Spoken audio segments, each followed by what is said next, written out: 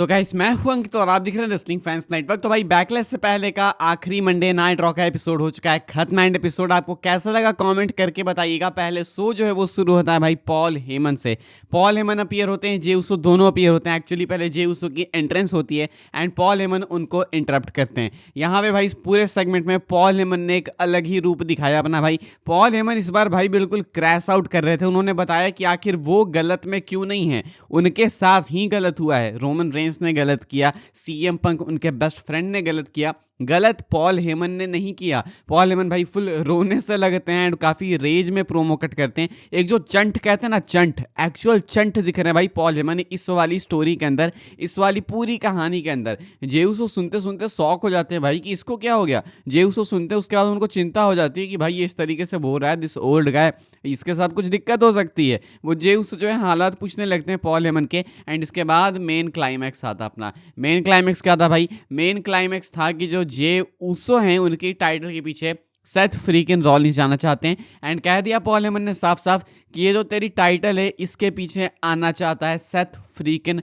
Rollins. And जे उसो भी तो उतने ही स्टूपिड हैं। जे उसो कहते हैं कि ठीक है अगर ऐसा है तो आज के आज यहीं के यहीं हम लोग कंपीट करेंगे। सेथ रॉलिंस को कभी भी चाहिए ना मैच, क्योंकि पॉल हेमन ने बोला था कि टाइम तुम चूज करोगे, फेवर ये है कि टाइम तुम चूज करोगे, जो भी है सब कुछ तुम करोगे, बट सेथ रॉलिंस कंपीट करेगा एंड तुमसे वो टाइटल लेगा। कहते हैं जे उसो को ठीक है हम लोग यहीं पे कंपीट करेंगे। एंड गेस व्हाट, इनका मैच सेट भी हो जाता है भाई मंडे नाइट रॉ के मेन इवेंट के लिए। बैकलेस से जस्ट पहले भाई अपना world heavyweight championship match set हो गया। सेथ रॉलिंस चैलेंज करेंगे जे उसो को वर्ल्ड हैवीवेट चैंपियनशिप के लिए। तो पॉल हेमन के बिछाए हुए ट्रैप में जे उसो फंस गया एंड अपना मैच पॉल हेमन ने यहाँ पे भाई सेथ फ्रीकिन रॉलिंस के लिए ले भी लिया। इसके बाद हम लोग कमर्शियल ब्रेक पे गए, देन वापस आए भाई। जब ब्रेक से तो बैक स्टेज देखने को मिलते हैं, पॉल हेमन जाते हैं सेथ रॉलिंस एंड ब्रेकर से मिलने। सेथ रॉलिंस के पास जाते हैं एंड कहते हैं कि हो गया है, वो फंस गया अपने जाल के अंदर। सेथ रॉलिंस खुशी खुशी वहां से निकल जाते हैं। ब्रेकर यहाँ पे देखने को मिलते हैं भाई सेथ रॉलिंस को घूरते हुए। यार अब मैं सही बता रहा हूँ भाई, मुझे ये चीज पसंद नहीं आई and I don't like the way Bron Breakker is looking at Seth Rollins, because अभी अभी इनका फैक्शन बना है। मुझे लगता है कि ये अभी से ही हिंट्स देने लगे हैं ब्रेकअप के लिए। तो ब्रॉन ब्रेकर देख रहे थे अलग तरीके से, पॉल हेमन समझाते हैं कि आखिर ये बेटर क्यों है एंड उसके बाद सेथ रॉलिंस के गुणगान गाते हैं। तो बेसिकली कहानी यहाँ पे है कि ब्रॉन ब्रेकर को ब्रेन वॉश कर रहे हैं यहाँ पे पॉल हेमन। ऐसा मुझे देख के लगा, I am not very sure but I think कि यही वाली कहानी है। क्या आप लोगों को भी ऐसा कुछ फील हुआ कि ब्रेकर अलग तरीके से रॉलिंस को देख रहे थे एंड शायद वो खुश नहीं थे इस अपॉर्चुनिटी से? हाँ या फिर ना लिख के आप लोग बताना जरूर से। इसके बाद भाई हमें मैच देखने को मिलता है पेंटा एंड जेडी मैकडोना का। इन दोनों ने भाई एक दूसरे को मैचेस कॉस्ट करके रखे, तो इनका मैच के होने का सेंस बनता था। इनका मैच होता है एंड एक ठीक मैच था, अच्छा मैच था। मैच के एंड में पेंटा जीतते हैं जजमेंट डे के इंटरफेरेंस के कारण एंड इससे जेडी मैकडोना खुश भी नहीं थे। तो इस मैच में विक्ट्री मिलती है पेंटा को। फिन बैरर वगैरह कोई रेफरी भगा भी देता है वहां से एंड इसका फायदा उठा लेते हैं पेंटा एंड वो मैच को जीतते हैं। तो जेडी मैकडोना से उनको जीतना ही था, पता था हमें, तो इस तरीके से इनका मैच एंड होता है। इसके बाद गैस हमें देखने को मिलता है सेमस का रिटर्न। Sheamus is once again back भाई। सेमस काफी टाइम से टीवी पे नहीं थे, तो फैंस क्वेश्चन कर रहे थे कि सेमस कहाँ है भाई। तो सेमस यहाँ पे अपीयर हो चुके हैं भाई। एंड यहाँ पे ग्रेसन वॉलर ने ऑस्टिन थ्योरी को सेटअप कर दिया। वॉलर को पता था भाई कि सेमस वापस आने वाले, इसलिए उन्होंने बोला कि ठीक है मुझे सिंगल्स मैच नहीं चाहिए, एक काम करो थ्योरी को दे दो। थ्योरी खुश तो गए, लेकिन थ्योरी के सामने सेमस आ गए। तो एक अच्छा मैच था भाई। सेमस आते हैं एंड थ्योरी को बीट करते हैं इस मैच में। सेमस आए थे वापस तो उनको जीतना था एंड स्पेशली भाई ग्रेसन वॉलर और थ्योरी के बीच में डिफरेंसेस दिखाने, तो ये होना था एंड ऐसा ही कुछ हुआ। तो थ्योरी एंड वॉलर के बीच में डिफरेंसेस यहाँ पे बढ़ते हुए दिखे। थ्योरी डेफिनेटली खुश नहीं थे एंड सेमस का जो कमबैक है वो वापस से डब्ल्यूडब्ल्यूई के अंदर हो चुका है। सेमस अब यहाँ से आपको एक्टिव देखने को मिलेंगे। बैकस्टेज हमें सेगमेंट देखने को मिलता है भाई जजमेंट डे का, जहाँ पे एज स्टाइल्स अपीयर होते हैं एंड वो आके काफी ज्यादा क्लियर करते हैं कि वो डोमिनिक की टाइटल के पीछे आने वाले हैं, इंटरकॉन्टिनेंटल चैंपियनशिप के पीछे। एंड डोमिनिक का जो मैच है भाई बैकलेस के लिए भी सेट हो गया है। डोमिनिक वर्सेस पेंटा ये कंफर्म हो चुका है भाई अपना। कब के लिए ये कंफर्म हो चुका है? बैकलेस के लिए। ये मैंने सोचा नहीं था कि बैकलेस में होगा, लेकिन डोमिनिक वर्सेस पेंटा आईसी टाइटल के लिए सेट हो चुका है। एंड कहते हैं एज स्टाइल्स कि मैं उस टाइटल के पीछे आ रहा हूँ, अगर तुम रिटेन कर लोगे तो तुम्हारे पीछे आऊंगा। ऑल्सो यहाँ पे फिन बैरर को प्रिंस भी बोला था एज स्टाइल्स ने, तो क्या ये वापस आने वाले हैं? डोमिनिक चिढ़ गए भाई एंड वो एज स्टाइल्स के जाने के बाद कहते हैं फिन बैरर को कि इससे तुम डील करोगे।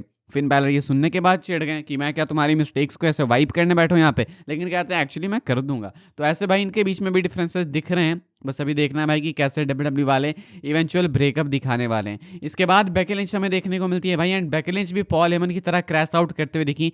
बेकी लिंच कह रही है कि तुम लोग मुझे ऐसे ट्रीट कर रहे हो कि I am the bad guy, actually I am the victim, मेरे साथ गलत हुआ एंड बेली इज गार्बेज। तो इन्होंने भाई ये कुछ इंपॉर्टेंट लाइन्स बोली। इसके बाद लायरा वेलकैरिया आती हैं, इनके बीच में ब्रॉल देखने को मिलता है, एंड इस ब्रॉल में भाई एंड में अपर हैंड मिलता है किसको, तो Lyra Valkyria the current women's intercontinental champion को। तो लायरा वेलकैरिया को भी ये लोग अंडरडॉग नहीं दिखा रहे हैं, जो कि सही लगा मुझे देख के भाई, उनको भी स्ट्रांग दिखा रहे हैं, बेकी लिंच को भी स्ट्रांग दिखा रहे हैं। तो ऐसा नहीं है कि भाई दोनों में से किसी को अपर हैंड ज्यादा मिल गया, दोनों बराबरी पे हैं, एंड आई थिंक ये सबसे बेस्ट बुकिंग डिसीजन है फिलहाल दोनों को अगर सही दिखाना है तो। इसके बाद भाई हमें मैच देखने को मिलता है रॉक्सन पेरेस एंड इयो स्काई का, एंड एक बैंगर मैच, एक बहुत ही अच्छा मैच। पूरे मैच में इयो स्काई अपने राइट लेग को फेवर करी थी, एंड रॉक्सन पेरेस उसी स्ट्रेटजी के साथ भाई उनके लेग को टारगेट कर रही थी। अभी देखो यहाँ पे कहानी ये थी कि इयो स्काई के हेल्प वगैरह के लिए रिया रिप्ली नहीं थी, वो ऑस्ट्रेलिया में है फिलहाल, लेकिन अभी आपको मालूम है भाई कि इयो स्काई को यहाँ पे मैच पे जीतना था, मैच में वो जीतती हैं भाई, विक्ट्री अर्न करती हैं। उसके बाद जो रॉक्सन पेरेस हैं भाई वो रिस्पेक्ट पे करती हैं, हाथ वगैरह मिलाती हैं, एंड चुपचाप वहाँ से निकल जाती हैं। तो मुझे काफ़ी शौक लगा भाई कि चुपचाप निकल गई भाई, ये कैसे हो गया, बट या दैट वाज अ प्लान। वो निकलती हैं, इयो स्काई डिस्ट्रैक्ट होती है, एंड उधर पीछे से आती है जूलिया, अटैक करती है, एंड इस बार रिया रिप्ली सेव करने को नहीं थी। तो जूलिया एंड रॉक्सन पेरेस भाई इयो स्काई को पोस्ट मैच अटैक करती हैं एंड अपर हैंड लेती हैं। तो इनका ये जो सेम हर हफ्ते चलते आ रहा भाई, वो इस हफ्ते भी चलता हुआ दिखा हमें, एंड इयो स्काई पे इस बार अटैक हमें देखने को मिला, बट इस बार सेव करने के लिए कोई भी रिया रिप्ली नहीं थी। देन इसके बाद भाई रूसेव एंड ओटिस का मैच होता है। देखो मैं बिल्कुल नहीं पसंद करता हूँ रूसेव की वापसी के बाद ओटिस के अगेंस्ट उनकी फ्यूड अगर चल रही है तो, लेकिन इनका मैच अगर वन ऑफ था तो ठीक है भाई, वन ऑफ के हिसाब से सही मैच था। एंड में रूसेव सबमिशन लगा के एक्यूरेट लगा के जीत जाते हैं, एंड उसके बाद अकीरा टोजावा पता नहीं भाई क्यों भड़क रहे होते हैं रूसेव पे, पता नहीं मौत से डर नहीं लगता उनको। रूसेव निकल जाते हैं चुपचाप भलमनसाई से, लेकिन फिर वापस आके बहुत कुत्तों की तरह मारते हैं भाई, एंड फिर से ओटिस को पकड़ते हैं भाई, एक बार फिर से एक्यूरेट में। तो कुछ इस तरीके से रूसेव ने ओटिस वाले मैच को एंड किया, ओटिस की पुंगी बजा के। तो इस तरीके से भाई रूसेव ने मार के रख ली ओटिस की, एंड आई होप कि डब्ल्यूडब्ल्यू इसको आगे कंटिन्यू ना करे। आई डोंट थिंक ये फ्यूड वगैरह बननी चाहिए। क्या आप भी सेम फील करते हैं, हाँ या फिर ना, लिख के बताइएगा जरूर से। देन इसके बाद भाई हमें कॉन्फिडेंस देखने को मिलता है पैट मैकअफे एंड गुंथर के बीच में। यहाँ पे मॉडरेट करने के लिए बीच में एडम पीएस, इनका मैच पहले ही बैकलेस के लिए सेट है, एंड ये सेगमेंट भी पहले से अनाउंस था मंडे नाइट रॉ से पहले, तो ये होना था, कंफर्म था, हमें पता था, एंड ये दोनों आमने सामने आते हैं। पैट मैकअफे इस वाली स्टोरी के अंदर, स्टोरी बोलना भी सही नहीं होगा भाई, ये पता नहीं कहाँ से आ गई, बिल्कुल ब्लू हेल में से कहानी। तो लेकिन पैट मैकअफे यहाँ पे इंस्पिरेशनल लाइंस मार रहे हैं, वो कह रहे हैं भाई कि मैं जो हूँ ना तुम्हें बैकलेस में बताऊंगा कि आखिर रियल पैट मैकअफे कौन है, एंड मैं प्रूव करूंगा कि ये जितने बच्चे क्राउड में बैठे हैं वो भी एक दिन वहां से निकल के यहाँ पे आके तुम्हारे जैसे बुलिस को सबक सिखा सकते हैं। एंड एक्चुअली बात ये है ना कि तुम सॉफ्ट हो चुके हो, this version of Gunther is soft बोलते हैं, एंड उसके बाद क्राउड सॉफ्ट चिल्लाने लगती है। देन भाई गुंथर की बारी आती है बोलने की, एंड गुंथर ने बोला कि मेरी रहमत है क्योंकि मैं इस बार तुम पे अटैक नहीं करने वाला हूँ, अटैक मैं करूँगा सीधा तुम पे बैकलेस में, मैं तुम्हारी लाइफ रून कर दूंगा, मैं तुमको चोक करूँगा, मैं तुम्हें घसीटूंगा, मैं ऐसे करूँगा वैसे करूँगा, तुम्हें भींगे हुए मिचोड़े हुए तौलिए की तरह मैं रिंग पे लिटा कर मारूंगा। कहते हैं गुंथर की रेसलमेनिया के बाद ये मेरा पहला मैच है, एंड मुझे काफ़ी कुछ प्रूव करना है, एंड पैट मैकअफे सामने मिल चुके हैं, तो एज ए एक्सपेरिमेंट पैट मैकअफे के साथ ही जो भी कुछ है ये करने वाले हैं बैकलेस में। तो वैसे तो मुझे लगता है कि पैट मैकअफे हार जाएंगे इस मैच में, देखना मुझे ये है कि आखिर कितना कंपटीशन वो दे पाते हैं, एंड चोक करने का प्रॉमिस करके गए हैं गुंथर। तो काफी सीरियस गुंथर बोल्ड वर्ड्स के साथ में यहाँ पे इस प्रोमो के बाद निकले, एंड काफी अच्छा प्रोमो सेगमेंट था, इनके मैच को हाइप कर दिया सेगमेंट ने। बस हमें पता है कि पैट मैकअफे ज्यादा कुछ रिंग में कर नहीं सकते गुंथर के सामने, इसीलिए वो सीरियस ज्यादा ले नहीं पा रहा है, लेकिन अदरवाइज तुम देखोगे तो प्रोमो सेगमेंट बहुत ही अच्छा था, एंड जिस तरीके से गुंथर ने अपना पार्ट कट किया बहुत ही ज़्यादा कमाल का था, बहुत ही ज़्यादा। तो वो देखना चाहिए आपको, एंड गुंथर के माइक वर्क के बारे में ज़्यादा अंदाजा भी लगेगा।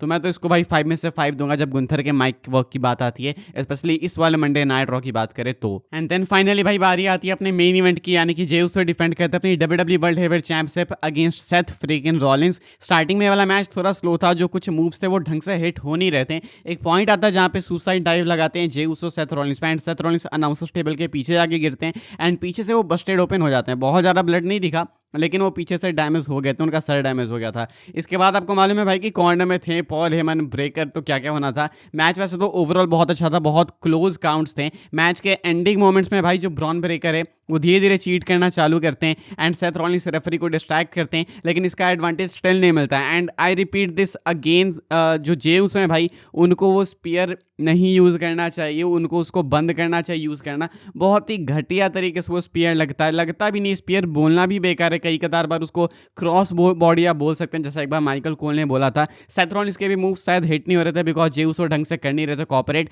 एंड में होता क्या है भाई कि जो सेथ रॉलिंस से वो फायदा उठाना चाहते हैं, लेकिन सेमी ज़ेन आ जाते हैं सेव करने के लिए जे उसो को। वो टेक आउट करते हैं ब्रेकर को, बट ज़्यादा देर के नहीं, फिर से स्पीयर लगता है। एंड जब जे उसो जाते हैं चेक करने के लिए, रेफरी को डिस्ट्रैक्ट करते हैं भाई सेथ रॉलिंस वगैरह, एंड इतने में स्पीयर लगता है वापस से ब्रेकर का। तो पॉल हेमन एंड सेथ के डिस्ट्रैक्ट करने के कारण रेफरी नहीं देख पाया इस चीज़ को, एंड ब्रेकर स्पीयर लगा के रिंग के अंदर फेंक देते हैं भाई किसको, तो जे उसो को पिन करने जाते हैं स्टॉम्प लगा के रॉलिंस, लेकिन लेट कर देते हैं एंड आते हैं best in the world CM Punk chair के साथ में, एंड कुछ इस तरीके से वो कॉस्ट करते हैं सेथ रॉलिंस को ये वर्ल्ड चैंपियनशिप अपॉर्चुनिटी। में बहुत ही ज्यादा दिल से चाहता था भाई कि जे उसो इस वाले मैच में हारे एंड सेथ रॉलिंस चैंपियन बने, लेकिन समझ आता है भाई अभी जे उसो चैंपियन बने तो कुछ दिन बाद ऐसे डब्ल्यूडब्ल्यूई हरा नहीं देगी। काफी सारे क्लोज किकआउट्स थे, पता था मुझे कि जे उसो हारने नहीं वाले, लेकिन सेथ रॉलिंस का जो आखिरी किकआउट था सेमी ज़ेन के आने के बाद वो बहुत ही ज्यादा क्लोज था एंड वो बहुत अच्छा लगा मुझे। बाकी एंड में जो क्लोजिंग शॉट था वहाँ रिंग के अंदर हमें देखने को मिले CM Punk, semi Zen and J Uso, ring के बाहर में Paul Heyman, breaker and Seth Rollins देखने को मिले। तो फिलहाल भाई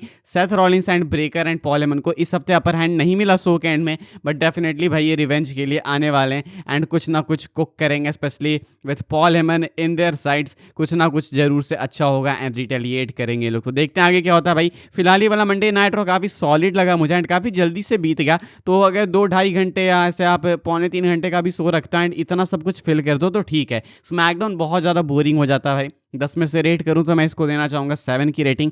लाइट शो था, अच्छा शो था। आपको कैसा लगा भाई कमेंट करके बताना है कि आप भी चाहते थे कि सेथ रॉलिंस यहाँ पे वर्ल्ड चैंपियन बने, हाँ या फिर ना, लिख के बताना। सब्सक्राइब करना भाई, अपडेट्स वीडियो आएगी उसका वेट करना। मिलूंगा मैं आपसे अगले वीडियो में, तब तक के लिए good bye, thanks for watching.